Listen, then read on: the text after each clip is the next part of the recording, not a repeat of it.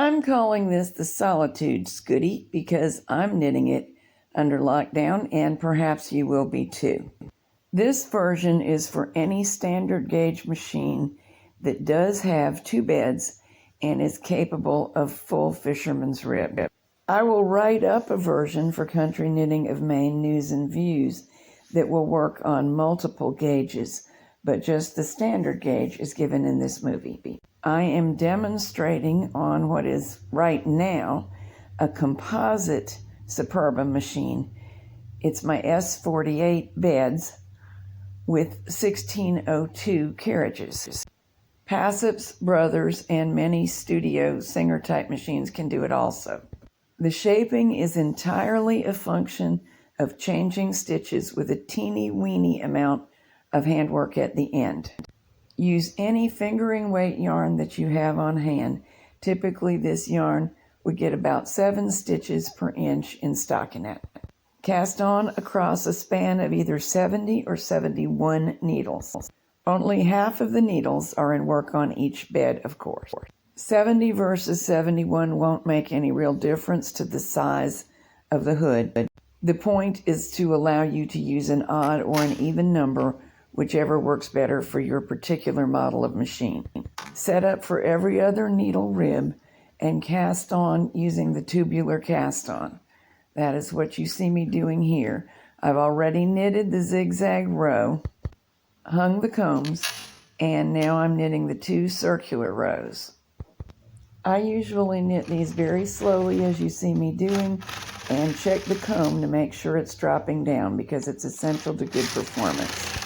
Now change the carriage to normal stockinette settings and go to ribbing stitch size. This part is very easy. Well, the whole thing is very easy, but all we're doing is knitting a long strip of ribbing. It can be as long as you want, but the minimum length it should be is 13 inches. Less is inadequate for a scarf tail. I give you permission not to swatch because here you can measure and make sure you have at least 13 inches. Now change the carriage settings on both beds so as to knit full fisherman's rib. On this Superba, it's both the circular arrow and the tuck key, which is like a V with a flattened top. Passaps are very simple. EX, EX, both beds on EX. Here is a picture from the Brother 260 Ribber book showing the Brother setting. And this is from the SRP 50 book for singers, studios, and silver reeds. If you can't find it in your manual, that's because they call it double English rib. Look for that and you'll be in business. Now we just knit another length of ribbing, but this time it's full fisherman's rib, which means both beds are tucking, taking turns every other row. So weights are super important. In addition to the ribber comb and weights, I'm using these triangle combs with weights on them. Now Superba needs more weight than any other machine I own, but it's important for all machines. Even Passap should at least use heel grips at the edges for good results. And Passaps, don't forget to use your end clips. When you are approaching a nice length of the full fisherman's rib segment, take the weights off and pull the fabric sideways a little, because that's what full fisherman's rib does. It grows sideways, and we want it to do that. Watch the very bottom, and you'll see me down there in a moment stretching it sideways. Let it relax for a few minutes. Now measure. We want at least 21 inches.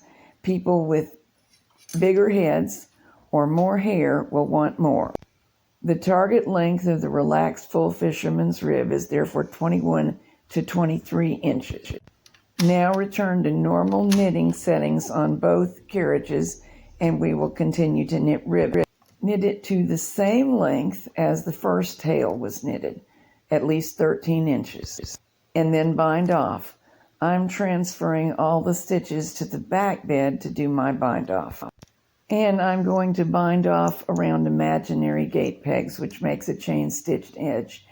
If you don't know how to do this, I do have a video on it if you'd like to learn.